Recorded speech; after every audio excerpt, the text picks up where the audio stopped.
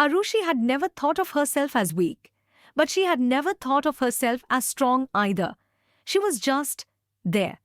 The quiet one, the good daughter, the one who followed rules and apologized even when it wasn't her fault, the one who smiled when she wanted to cry because others have it worse, the one who kept shrinking herself to fit in, at home, at school, everywhere.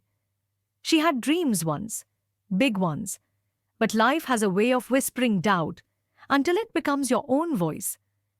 And over the years, Arushi's voice grew quieter. She wanted to work in media, write, speak, tell stories. But that didn't fit into the plan her parents had. Her father wanted her to take a government job. Her mother wanted her to marry a stable man before it was too late. And her friends? They were all moving ahead, posting job offers on LinkedIn, buying flats, going abroad. One day she found herself sitting on the bathroom floor, phone in one hand, tears in the other. Another rejection email. No one was home. No one knew she cried like this. She didn't even cry loudly. She was tired of breaking, even silently. Her fingers brushed against her own reflection in the floor tiles.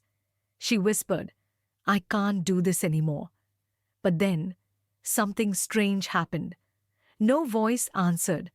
No miracle occurred. But in that silence, for the first time, she heard something. Herself. Not the version trained to please. Not the version crushed by pressure. The real her. And that version wasn't done yet.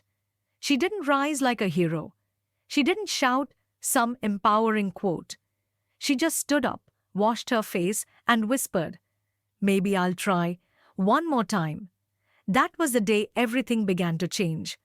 Not because the world got easier, but because she stopped waiting for it to be. She started freelancing. She learned new skills online. She wrote blogs.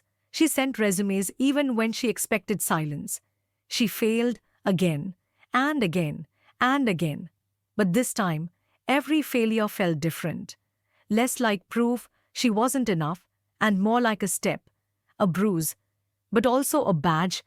And then one day, after months of silence, her phone rang. A full-time job offer. Not fancy, not perfect, but hers. Her first paycheck didn't just carry money. It carried a message: you did this, you, without shortcuts, without anyone's permission. That night, her father slipped a note under her bedroom door. It read, "You were always stronger than I thought. I just never said it out loud." She cried again, but not out of sadness. This time, it was release. This time, it was pride. And as she looked at herself in the mirror, she didn't see weakness anymore. She saw every tear, every fight, every sleepless night. She saw strength, not the kind that roars, but the kind that survives.